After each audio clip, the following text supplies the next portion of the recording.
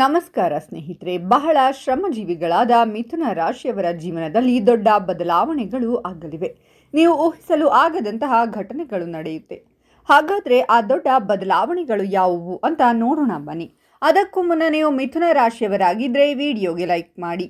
ಹಾಗೆ ಮಿಥುನ ರಾಶಿಯವರಿಗೆ ಈ ವಿಡಿಯೋ ಬಹಳ ಮುಖ್ಯ. ತಪ್ಪದೇ ಎಲ್ಲ ಸಾಮಾಜಿಕ ಜಾಲತಾಣಗಳಲ್ಲೂ ಶೇರ್ ಮಾಡಿ. ಹಾಗೆ ನೀವಿನ್ನೂ ನಮ್ಮ ಜ್ಯೋತಿಷ್ಯ ದರ್ಶನ ಚಾನಲ್ಗೆ ಸಬ್ಸ್ಕ್ರೈಬ್ ಆಗಿಲ್ಲ ಅಂದರೆ ಈಗಲೇ ಸಬ್ಸ್ಕ್ರೈಬ್ ಮಾಡಿ. ಹಾಗೆ ಪಕ್ಕದಲ್ಲಿ ಬರೋ ಬೆಲ್ ಐಕಾನನ್ನು ಕ್ಲಿಕ್ ಮಾಡಿ.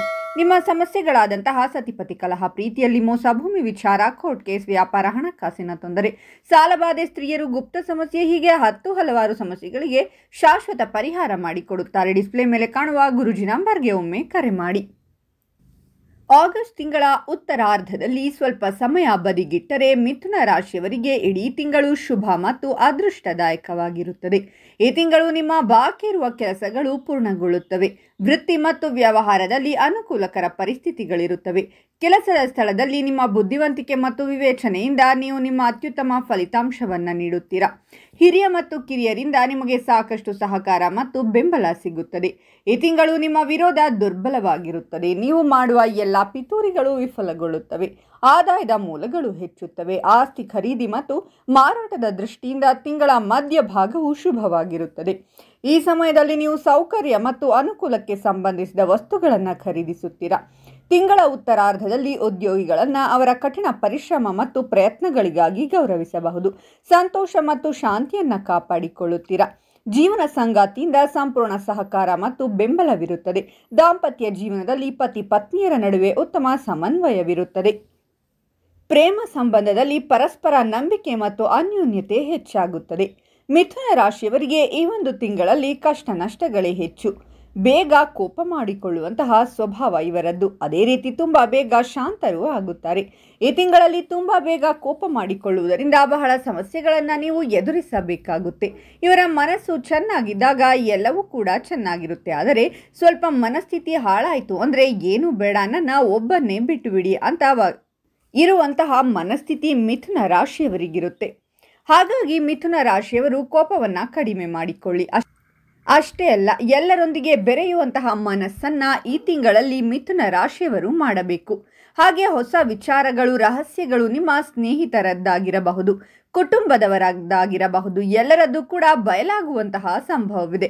ಅವರ ನಿಜ ಸ್ವಭಾವಗಳನ್ನು ತಿಳಿದುಕೊಳ್ಳುವಂತಹ ಅವಕಾಶ ಈ ಮಾಸದಲ್ಲಿ ಒದಗಿ ಬರುತ್ತೆ. ಹಾಗಾಗಿ ನೀವು ಯಾವುದೇ ರಹಸ್ಯಗಳನ್ನು ತಿಳಿದುಕೊಂಡರೂ ಕೂಡ ಆದಷ್ಟು ನಿಮ್ಮೊಳಗೆ ಇಟ್ಟುಕೊಳ್ಳಿ. ಇನ್ನೊಬ್ಬರಿಗೆ ಹೇಳಿ ಅವರ ಸ್ನೇಹವನ್ನು ಕಳೆದುಕೊಳ್ಳುವಂತಹ ಕೆಲಸವನ್ನು ಮಾಡಬೇಡಿ. ಯಾವುದೇ ವಿಷಯವನ್ನು ತುಂಬ ಬೇಗ ಅರ್ಥ ಮಾಡಿಕೊಳ್ಳುವಂತಹ ಮನಸ್ಥಿತಿ ಮಿಥುನ ರಾಶಿಯವರಿಗಿರುತ್ತೆ. ಮಿಥುನ ರಾಶಿಯಲ್ಲಿ ನಾವು ಯಾರನ್ನು ನೋಡಬಹುದು ಅಂದರೆ ಒಂದಷ್ಟು ಕಾರ್ಯಕ್ಷೇತ್ರ, ಮಾತುಗಾರಿಕೆಯನ್ನು ಮುಂದಿಟ್ಟುಕೊಂಡು ಕೆಲಸವನ್ನು ಮಾಡ್ತಾ ಇರ್ತಾರೆ. ಅಂದರೆ ಮಾರ್ಕೆಟಿಂಗ್ ಮಾಡುವಂಥದ್ದು ಅಥವಾ ಟಿವಿ, ಸಿನಿಮಾ, ರೇಡಿಯೋ ಜಾಕಿ, ಈ ರೀತಿಯಾಗಿ ಮಾತು ಎಲ್ಲಿ ಬಂಡವಾಳವಾಗಿರುತ್ತೋ ಆ ಕ್ಷೇತ್ರಗಳಲ್ಲಿ ಹೆಚ್ಚಾಗಿ ಮಿಥುನ ರಾಶಿಯವರಿರುತ್ತಾರೆ.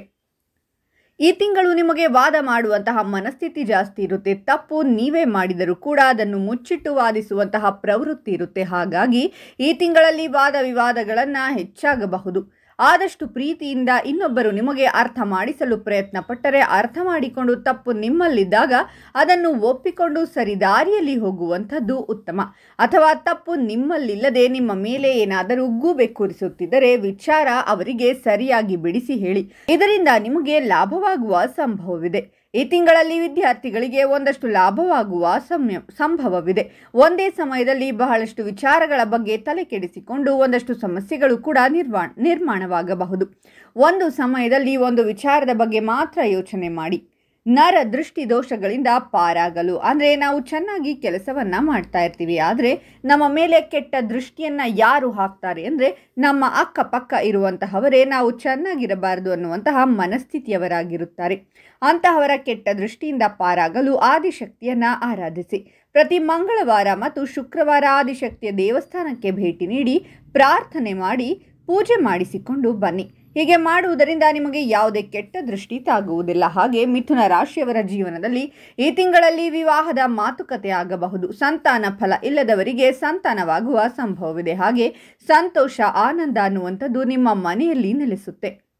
ಹಾಗೆ ಹೆಂಡತಿಯ ಕಡೆಯಿಂದ ಒಂದಷ್ಟು ಲಾಭಗಳು, ಆಸ್ತಿ, ಒಡವೆ ಬರುವಂತಹ ಸಂಭವವಿದೆ. ಈ ತಿಂಗಳಲ್ಲಿ ಯಾವುದೇ ಕಾರಣಕ್ಕೂ ಕೂಡ ನೀವು ಅವರನ್ನು ಕೇಳಿ ಪಡೆದುಕೊಳ್ಳುವಂಥದ್ದಕ್ಕೆ ಹೋಗಬೇಡಿ. ಅವರಾಗಿ ಅವರು ಕೊಟ್ಟರೆ ಮಾತ್ರ ತೆಗೆದುಕೊಳ್ಳಿ. ಹಾಗೆ ಲಾಭವಾಗುತ್ತದೆ ಅಂತ ಹೇಳಿ ಅವರನ್ನು ಪೀಡಿಸಿ ತೆಗೆದುಕೊಳ್ಳುವಂಥದ್ದು ತಪ್ಪಾಗುತ್ತೆ. ಬರುವ ಹಾಗಿದ್ರೆ ಮಾತ್ರ ತೆಗೆದುಕೊಳ್ಳಿ. ಒತ್ತಾಯ ಮಾಡಿ ಕೊಡಲೇಬೇಕು ಅಂತ ಕೇಳಿದ್ದೆ ಆದರೆ ಅದಕ್ಕೆ ಕಾನೂನು ರೀತಿಯಲ್ಲಿ ಕ್ರಮ ಆಗುವಂತಹ ಸಂಭವವಿದೆ. ನೀವು ಆ ಲಾಭವನ್ನು ನಿರೀಕ್ಷೆ ಮಾಡಿ. ಲಾಭ ಆಯಿತು ಅಂದರೆ ಆಯಿತು, ಇಲ್ಲಾಂದರೆ ಎಲ್ಲರಿಗೂ ಆಗುತ್ತೆ ಅಂತ ಅಲ್ಲ. ಕೆಲವೊಬ್ಬರಿಗೆ ಬರುವಂತಹ ಸಾಧ್ಯತೆಗಳಿವೆ. ಇದನ್ನು ಪೀಡಿಸಿ ಮಾಡಿ ಪಡೆದುಕೊಳ್ಳುವಂತಹ ಕೆಟ್ಟ ಗುಣಗಳನ್ನು ಯಾರಾದರೂ ತೋರಿಸಿದರೆ ಅದಕ್ಕೆ ಖಂಡಿತವಾಗಲೂ ಶಿಕ್ಷೆಯಾಗುತ್ತೆ. ಹಾಗೆ ಮಿಥುನ ರಾಶಿಯವರ ಜೀವನದಲ್ಲಿ ಒಂದಷ್ಟು ಆರೋಗ್ಯ ಸಮಸ್ಯೆಗಳು. ದಂಪತಿಗಳಲ್ಲಿ ಗಂಡ ಹೆಂಡತಿ ಇಬ್ಬರಿಗೂ ಕೂಡ ಆರೋಗ್ಯ ಸಮಸ್ಯೆಗಳು ಬರುವಂತಹ ಸಂಭವ ಈ ತಿಂಗಳಲ್ಲಿ ಇರುವುದರಿಂದ ಸ್ವಲ್ಪ ಆರೋಗ್ಯದ ಕಡೆ ಗಮನ ಹರಿಸಿ. ಪ್ರೇಮಿಗಳಿಗೆ ಒಂದು ತಿಂಗಳಲ್ಲಿ ಲಾಭವಾಗುತ್ತೆ. ಅಂದರೆ ಯಾರನ್ನಾದರೂ ಇಷ್ಟಪಟ್ಟು ಬಹಳ ಸಮಯದಿಂದ ಅವರಿಗೆ ಹೇಳಲು ಆಗುತ್ತಿಲ್ಲ ಅಂದರೆ ಅವರು ಈ ಮಾಸದಲ್ಲಿ ನಿಮ್ಮ ಪ್ರೀತಿಯನ್ನು ಒಪ್ಪಿಕೊಳ್ಳುವ ಸಂಭವವಿದೆ. ಹಾಗೆ ಭೋಗ ವಸ್ತುಗಳನ್ನು ಕೊಂಡುಕೊಳ್ಳುವಂತಹ ಸಾಧ್ಯತೆ ಇರುವಂಥದ್ದು. ಭೋಗ ವಸ್ತುಗಳು ಅಂದರೆ ಪರ್ಫ್ಯೂಮ್, ಹೊಸ ಹೊಸ ಬಟ್ಟೆಗಳು, ಕಾರುಗಳು, ಐಷಾರಾಮಿ ವಸ್ತುಗಳನ್ನು ಕೊಂಡುಕೊಳ್ಳುವಂತಹ ಯೋಗ ಈ ತಿಂಗಳಲ್ಲಿ ಬರುವಂಥದ್ದು. ಪದವಿ ಮೇಲೆ ಒಂದಷ್ಟು ಕೆಟ್ಟ ದೃಷ್ಟಿಗಳು. ನೀವೇನಾದರೂ ಅಧಿಕಾರ ಸ್ಥಾನದಲ್ಲಿದ್ದರೆ ಕೆಟ್ಟ ಜನರ ದೃಷ್ಟಿ ನಿಮ್ಮ ಪದವಿ ಮೇಲೆ ಬೀಳುವಂತಹ ಸಂಭವವಿರುತ್ತೆ. ಈ ಮೊದಲು ಒಂದು ಪರಿಹಾರವನ್ನು ತಿಳಿಸಿಕೊಟ್ಟಿದ್ದೇನೆ. ಅದರ ಜೊತೆಗೆ ಇದನ್ನು ಕೂಡ ಮಾಡಬಹುದು. ಪ್ರತಿ ಮಂಗಳವಾರ ಮತ್ತು ಶನಿವಾರ ಆಂಜನೇಯ ಸ್ವಾಮಿಯ ದೇವಸ್ಥಾನಕ್ಕೆ ಹೋಗಿ ಅಲ್ಲಿ ವಿಶೇಷವಾಗಿ ವೀಳ್ಯದ ಎಲೆಯ ಮಾಲೆಯನ್ನು ಸ್ವಾಮಿಗೆ ಅರ್ಪಣೆ ಮಾಡುವುದರಿಂದ ಅತ್ಯಂತ ಶುಭ ಅನ್ನುವಂಥದ್ದು ಈ ತಿಂಗಳಲ್ಲಿ ನಿಮಗೆ ಪ್ರಾಪ್ತಿಯಾಗುತ್ತೆ. ತಿಂಗಳು ಹೆಚ್ಚು ಅನುಕೂಲಗಳಿಂದ ಕೂಡಿರುತ್ತದೆ. ವೃತ್ತಿ ಕ್ಷೇತ್ರದಲ್ಲಿ ಉತ್ತಮ ಫಲಿತಾಂಶಗಳನ್ನು ನೀವು ನಿರೀಕ್ಷಿಸಬಹುದು. ಈ ತಿಂಗಳು ವೃತ್ತಿ ಹಾಗೂ ವೈಯಕ್ತಿಕ ಜೀವನವನ್ನು ಸಮತೋಲನದಿಂದ ನಿರ್ವಹಿಸುವಿರಿ. ಇದರಿಂದ ನಿಮಗೆ ಯಶಸ್ಸು ಲಭ್ಯವಾಗುವುದು. ಸರ್ಕಾರಿ ಕೆಲಸ ಪಡೆಯಲು ನೀವು ಶ್ರಮಿಸುತ್ತಿದ್ದರೆ ಹೆಚ್ಚು ಸಮಯ ಕಾಯಬೇಕಾಗುತ್ತದೆ.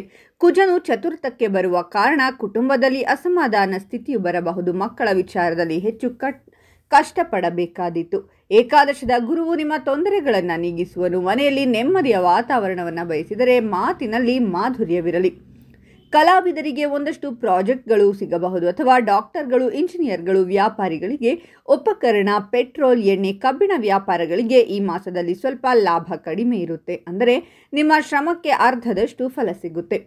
ಪ್ರಾಪರ್ಟಿಗಳ ಮೇಲೆ ಅಥವಾ ಶೇರ್ಸ್ ಮೇಲೆ ಹಳೆಯ ಹೂಡಿಕೆಗಳನ್ನು ಮಾಡಿದರೆ ಸ್ವಲ್ಪ ಲಾಭ ಈ ತಿಂಗಳಲ್ಲಿ ಆಗಬಹುದು. ಹಾಗೆ ನರಸಿಂಹಸ್ವಾಮಿಯ ಸ್ತೋತ್ರವನ್ನು ಪ್ರತಿದಿನ ಹೇಳಿಕೊಳ್ಳುವುದು ಅತ್ಯಂತ ಶುಭದಾಯಕವಾಗಿರುತ್ತದೆ.